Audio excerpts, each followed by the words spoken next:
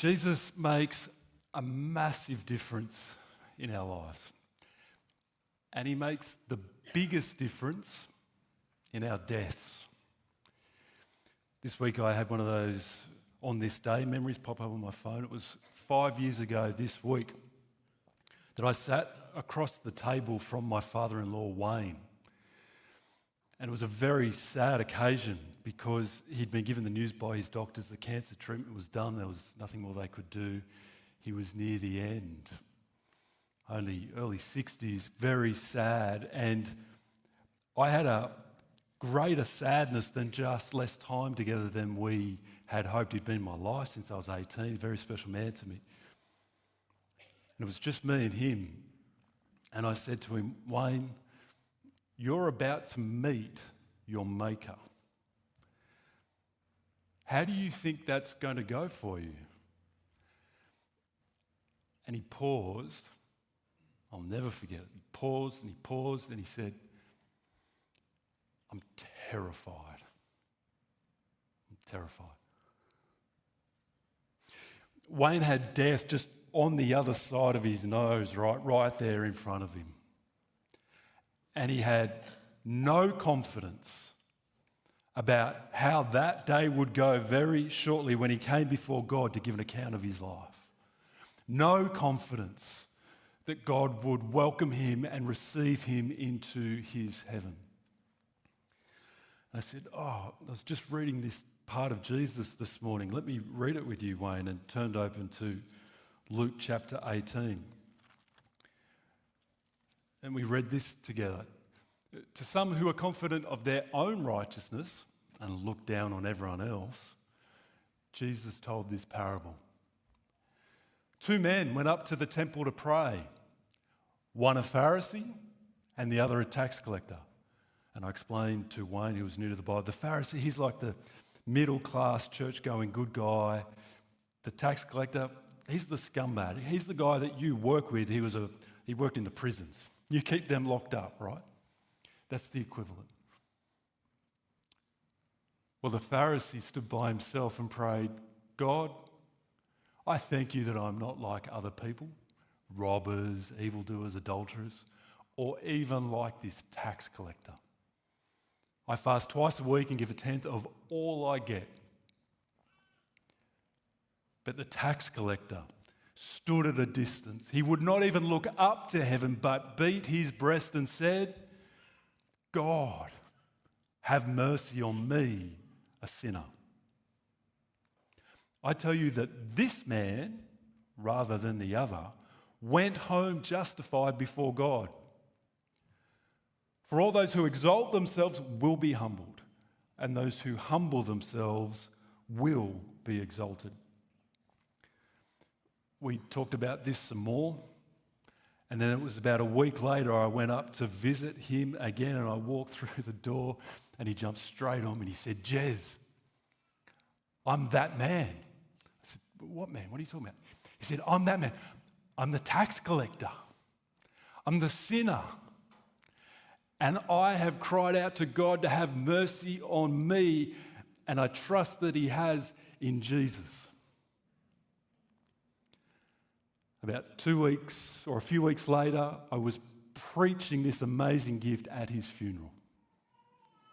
To be able to hold out to everyone, not just those in the room actually, but it was live streamed into the maximum security prisons, given that Wayne had worked for them for a long time. The Lord works in amazing ways. I was able to declare the most wonderful gift anyone could receive, the one that Wayne had received just in the nick of time. Jesus makes a big difference in our lives, but the biggest difference in our death, and puts everything into perspective. His shed was an absolute mess. Wayne died with his shed an absolute mess.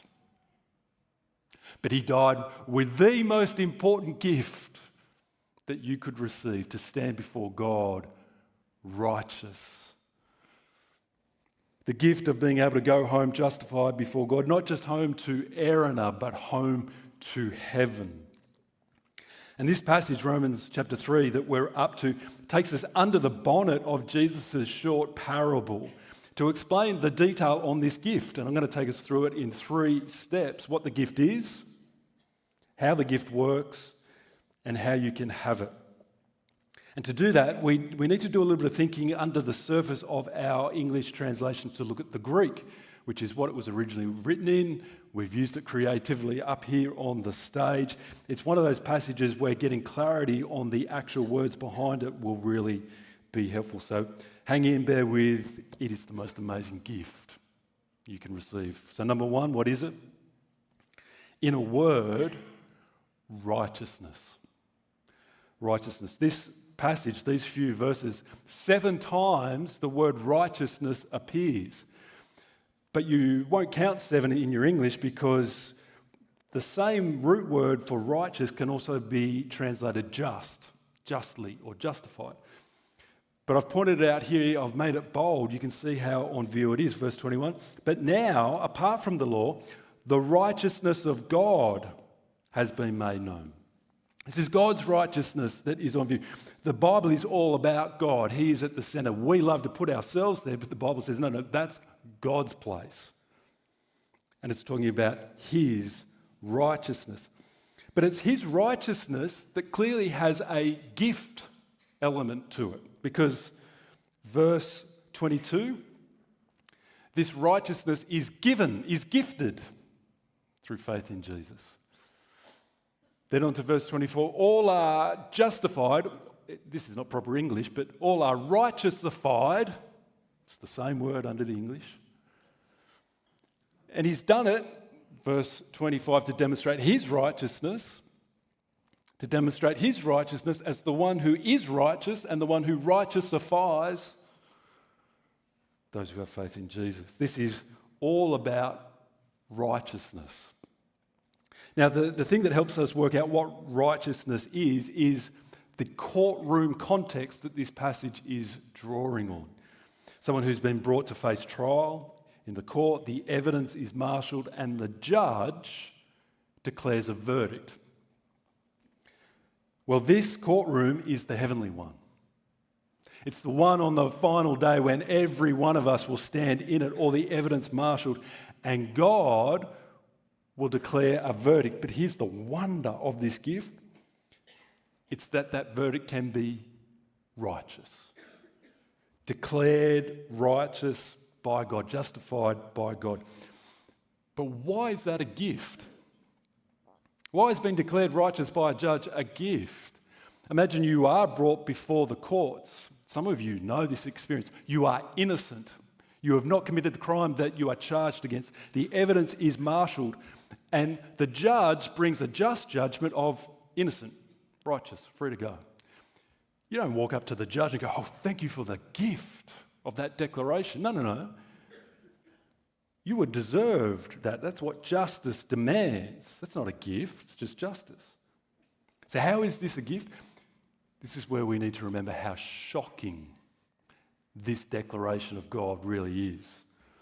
Like the twist at the end of Jesus' parable, where the sinful tax collector is the one who goes home justified before God. This has been the journey of the previous chapters that I hope you've been with us on. Because Paul has been slowly, methodically working through and prosecuting a case to show that every single person will stand before God as judge under his wrath, to be declared guilty. Chapter 1, verse 18. The wrath of God is being revealed from heaven against all the godlessness and wickedness of people. Chapter 2, verse 5. People are storing up wrath against themselves for the day of God's wrath, the day of judgment. And Paul has been arguing the case in a way that no one person can wriggle out from. Not the person who never heard of the Bible, called the Gentiles. Because God has made enough known to them that they have suppressed, that have not wanted to know. God has written a law on their hearts that they've broken. And not the person who had the Bible, the Jew. For they had very clearly a law that showed them to be guilty. And so in our passage this morning, chapter 3, verse 22, he gives the summary statement of all that he has been arguing. There is no difference between Jew and Gentile, have the Bible, don't have the Bible, or humanity, he's saying. For all have sinned and fall short of the glory of God. And by the way, literally there, all continue to sin and continue to fall short of the glory of God. This is not just a little slip up here and there. The Bible has landed with one of the chief pieces of our identity being sinner. Sinner. And we just find it so hard to see the I in sinner. Me? You're not putting me in there, are they? We just find it so hard to take responsibility for our lives, for our actions, for our sin. We live in a culture that has a strong emphasis at the moment on victimhood. So that the wrong things that we do are the result of consequences of what was done to us. We're just victims. And of course, there can be truth to this. But the air we breathe means we find it so hard to identify ourselves as these sinners who stand before the wrath of God. We find it hard to take responsibility for our sin. Parents, you've seen it in kids. You know, one kid hits their sibling, but it's because they took my Lego. It's their fault. If they didn't take the Lego, they wouldn't have had a hit. It reminded me actually of my boys are now growing up, but they've always shared a room. They're quite close in age and they were young. And I heard crying in the bedroom. And younger brother came out crying and, what's wrong? Oh, older brother hit me. Oh, okay. So I go in to deal with the situation, deal with the older brother, and I say, mate, why did you hit your brother? He goes, I didn't hit him. I punched him. And I just remember going, I mean, that's not good, but well done for taking responsibility for what you've actually done. It's not something that we tend to do naturally. We struggle to take responsibility and we struggle to see the seriousness of sin. See, the thing that gives sin its greatest stench, the stench of death, is not the hurtful consequences that follow on for others and ourselves. The stench of sin is that it is against the eternal, almighty, holy, personal God of the universe. That's what makes sin so sinful and gives it its stench. If you know your Bible, Psalm 51, King David writes this psalm. And it's a psalm of confession and repentance, having been uncovered for his adultery. And we have this shocking thing that he says in this confession of God. He says, against you and you alone, God, have I sinned. Now, if you know the account, you're left going, are you serious, Dave? You sinned against Bathsheba by taking her for sex. You sinned against her husband by having him murdered. You've sinned against the child that was conceived. You've sinned against your family that spiraled out of control into the next generations. You've sinned against all the people of Israel as their king and their representative. Who haven't you sinned against? And yet he says, God, against you and you alone have I sinned, because he's rightly recognizing that God is just not a bigger, better version of us that we've heard. He's the almighty creator. Puts him in an altogether other category. And that all of our sin primarily, firstly, foremostly, is against him. So much against him that it can be described only against him. Which means this, and this is what the argument has been for 2 chapters, our greatest problem is not relationship breakdown, it's not financial pressures, it's not global warming or global politics. Our problem is God. Our problem is God. He's just, he's holy, we've wronged him, and we're going to stand before him as judge. Our biggest problem? Him and his righteous verdict on my life, our lives, which will be, well, according to how they've been lived, guilty. And so, what greater gift could there possibly be than being given the promise from God right now, today, that on that day you can stand before him and hear the words, righteous. Righteous. There's no higher court. The God of all the universe will say to you, righteous. What greater gift could there possibly be? Which brings us to this question and the second point, though, how could he possibly do it? If the whole point of the previous chapters has been to show how guilty we are, then how can a just God do the right thing and say, righteous? So how does this gift work? Two parts. The first part is about who God is. It's about who God is. You see there, verse 24? All are justified or righteousified freely by his grace. Or you could say are righteousified as a gift, gifted, graciously gifted by God. Christmas vibes are well and truly in the air, aren't they? How are you going with your Christmas shopping? It's not really an excuse for last-minute stress anymore, isn't it? You just go click, click, click, done. Well, a thing here that's not going to make me very popular with you all, but in my home for my kids, Santa never visited. Something must have gone wrong with the system. He missed our address or whatever. And I know that makes me the Grinch to some of you, right? Fair enough, I get it. But we made it an intentional. I grew up with Santa, had a great time, turned out fine. But we made a decision not to do it because I thought, no, I don't want to give the credit to someone who doesn't deserve it. I worked hard for those presents. I bought those presents. I wanted to give those presents to my kids. I want the credit. No, that wasn't the reason we did it. A more serious, real reason, and it's actually connected to the joke. It's why it really matters. We wanted the gifts to be as pure of a gift as possible. And it wasn't about whether you had been naughty or nice. See, if I've got to be nice, if I've got to work hard, if I've got to worry about being nice, then I'll get a present. That's not a gift. That's just honouring a contractual agreement. You know what I mean? Tainted. We wanted to go, here's a gift. We love you. And it's freely given to you. Though you've been an absolute punk of a 2-year-old, we love you.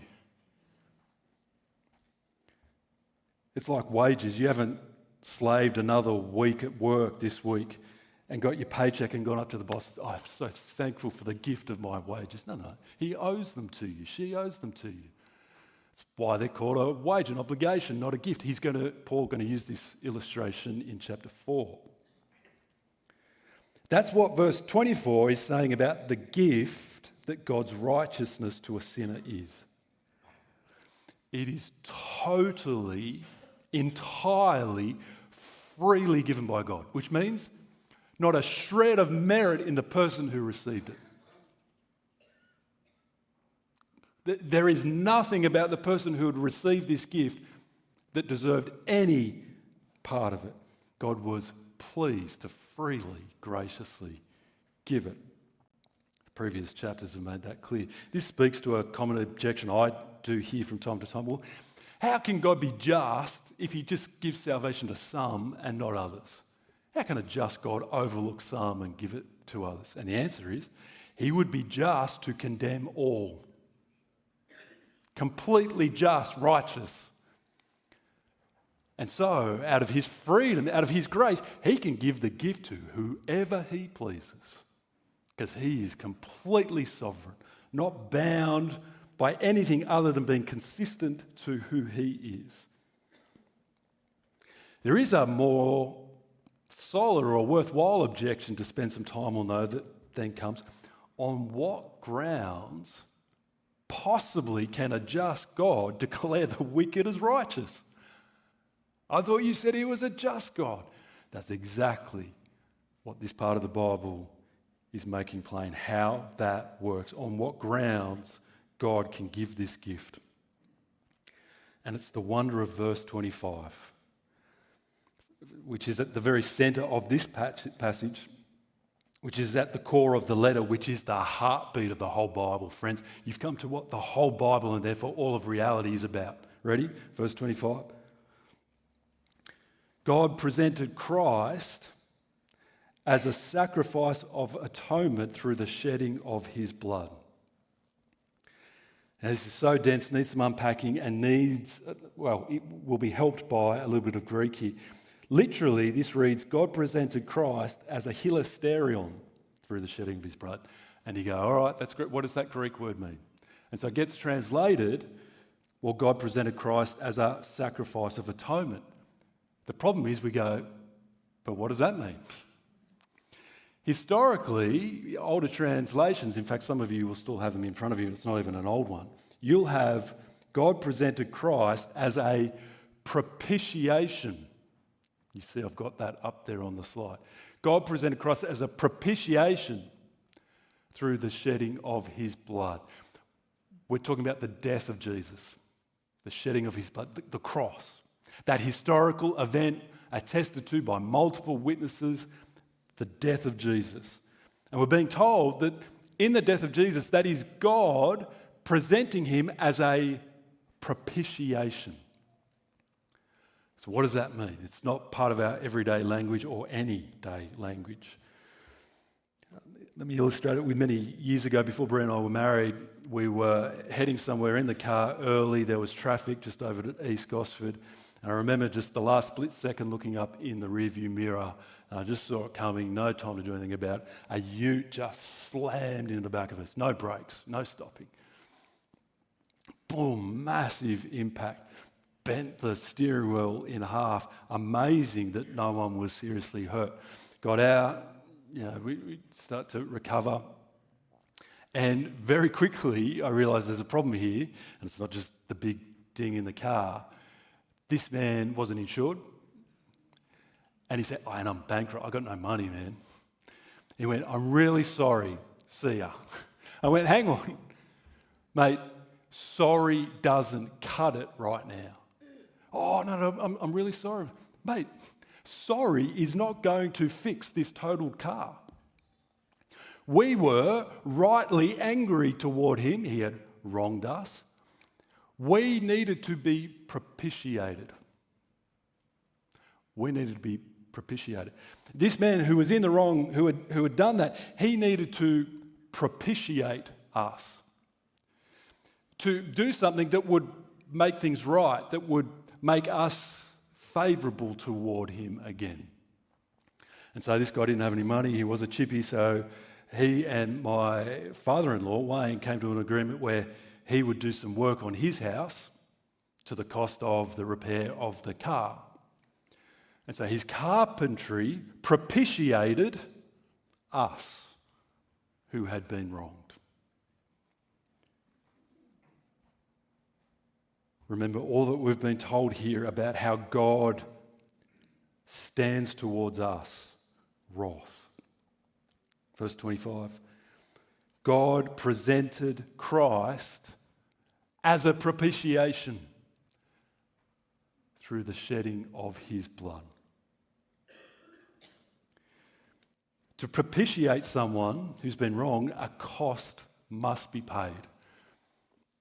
And the cost that we are reading about here that was paid is the death of Jesus. The death of Jesus that would propitiate God, that would make him now favourably disposed to the wrongdoer. But notice how the propitiation comes about. How can the death of one man count for another person, let alone all? Which is why the identity of this one man is so profound, mind-blowing, that this Jesus, this historical man, was no mere man, but the eternal Son of God. The one who with his Father had made all things, who sustains all things, the ruler and creator of all. We sung a line earlier where the maker was made. There was a moment we're coming to remember, especially at Christmas, when God himself stepped into his creation. The Son of God made the man Jesus Christ. Which means the most amazing thing, catch this, God propitiates God. God, the one who has been wronged, the one who is rightfully owed, is the one who provides the cost, the payment, to satisfy it. In the providing of his Son, the Lord Jesus. It was Jesus who substituted himself with sinners to bear the judgment we deserve. This is the wonder of the Christian message, the great exchange. The guilt for all my godlessness and wickedness counted as Jesus's, and he bore the just punishment for it. Which is why understanding who this Jesus is and the life that he lived is also so important, because it was perfect. It was spotless at every point.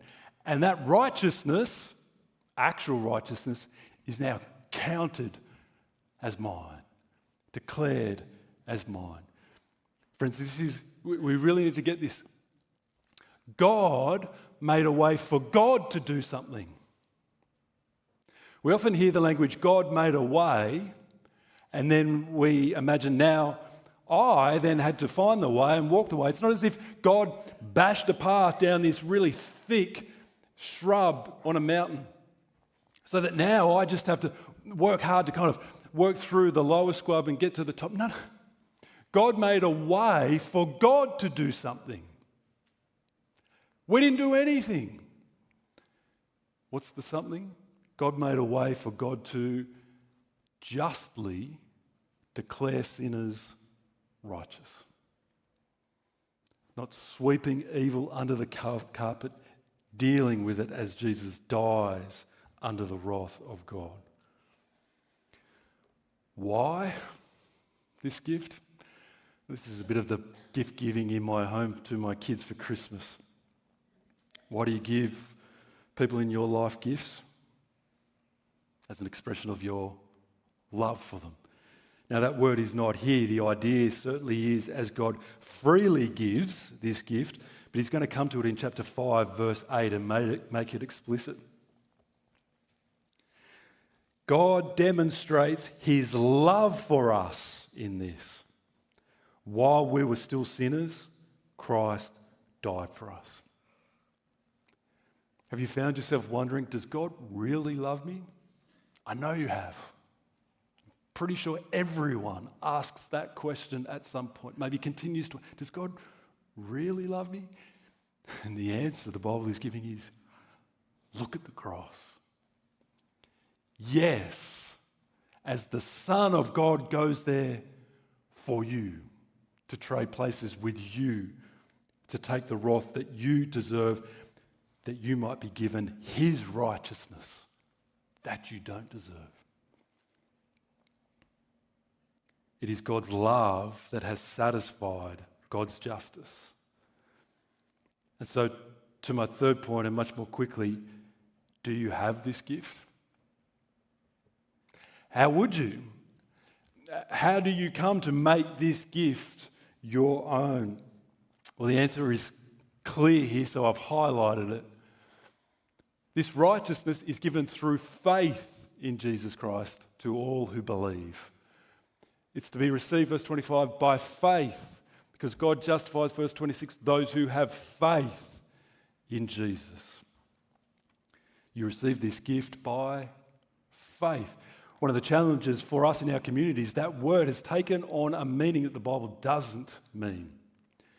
I find that people talk about faith like it's a substance, and a religious person has this substance. You know, like an athlete is born with speed and agility. An artist is born with creativity and flair, and the religious person is born with faith. Good for you. That is not what the Bible means. A sharper way to understand what the Bible is meaning, and a very literal way of translating the original Greek, is to swap the word out for trust. So that it reads, this gift of righteousness comes through trust in Jesus Christ to all who trust. It's to be received by trust. And it comes to those who trust in Jesus.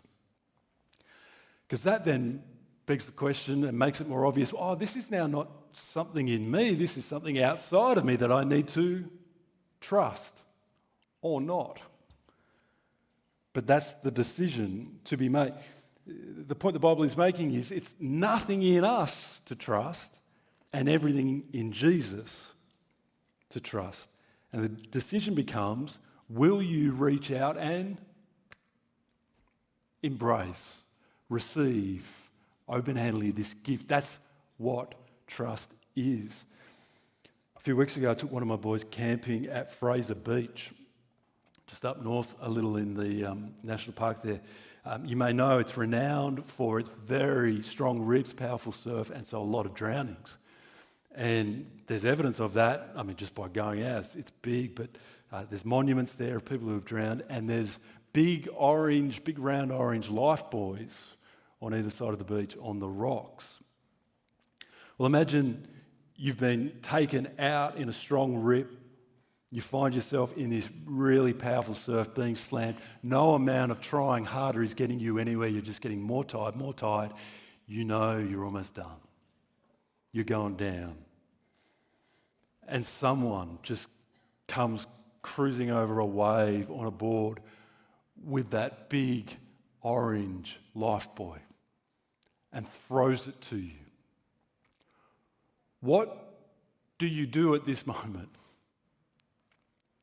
Sure, you don't go, why'd they paint it that shade of orange? I reckon a slightly brighter yellow might work better. Why is it round? Would a square work just as well? How does the physics work of... You're not doing any of that. If you would choose to live, you are clinging to the one and only hope of your rescue. Friends, that is trust in Jesus. The one who has come from heaven to rescue you. It is to look to him, to who he is and what he's done, and trusting that he has propitiated God for you. He has turned away the wrath of God by being the propitiation, the sacrifice, so that by him doing it, by him being destroyed by it, you might not be. It's to trust that he is the one who willingly, lovingly exchanges places with you and gives you his perfect life of righteousness. That's what grabbing hold of this life buoy is. And so the biggest question I have for you is, do you have it? Have you received it? Have you put your trust in Jesus? Can you go home this morning confident that you are righteous before God? No matter what you've done, how far your sin has gone, confident that God is a God of his word and says, you're the one I'll be pleased to declare righteous. Because you have cried out, God have mercy, and trusted in his Son. Do you have that gift? Don't leave it to a few months before your death. Don't do it. I mean, if you've been told you're going to die in a couple of months, do it now. Don't do what my father-in-law, I love him to bits, did and reject it and reject it and reject it, and the Lord was so merciful. But he would have been just as free and just as good to leave him in the hardness of his heart. Why go another day, let alone week, without receiving this free gift that God offers you today? Why? What? In fact, let me give you an opportunity right now to do it. Make these words that I'm about to say your words. It's very simple. You've already heard them this morning, so I trust that you know that they are not my words, but Jesus's. But if you want to receive this gift, if you want to cling right now then pray this prayer. Lord God, have mercy on me, a sinner. I see your mercy provided in the death of Jesus for me. I trust him. Give me the gift of going home righteous. Now, if you have said those words, don't take my word for it. Jesus says you are the one who can go home today confident. Now and every day, no matter the ups and downs, that great day of judgment, you will hear those words, righteous. And if you have done that, please tell someone. Make use of this time afterwards, pray and come and share that with someone there maybe. But for those of us who have done that, who know this righteousness very quickly, what might we do this in addition to what I trust has been stirring you through this time? Well, let me give you the first implication from the very next verse, verse 27. Where then is boasting? Where then is boasting? Aussies hate boasters, don't we? People who are talking themselves up and like, come on, mate, pull your head in.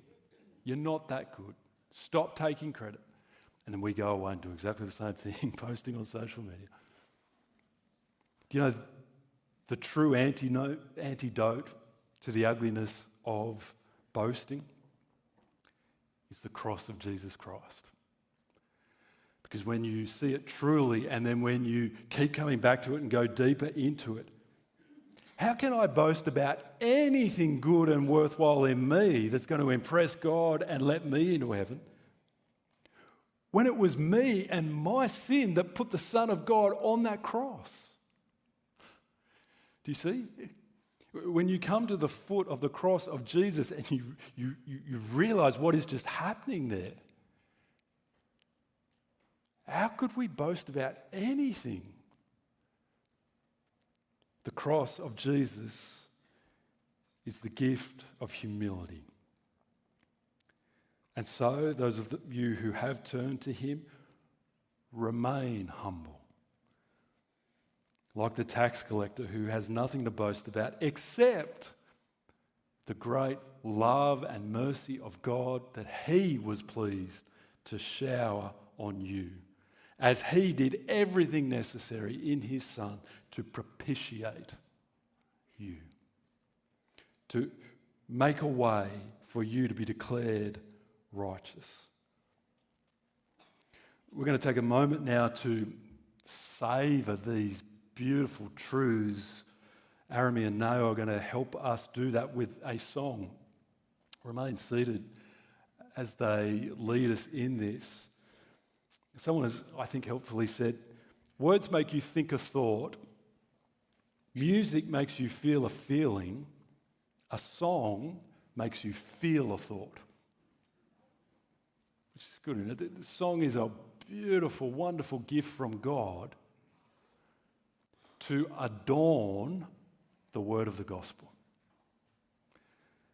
And so I encourage you to stay seated, take the words in, but put yourself into the song. Make you the I in the song.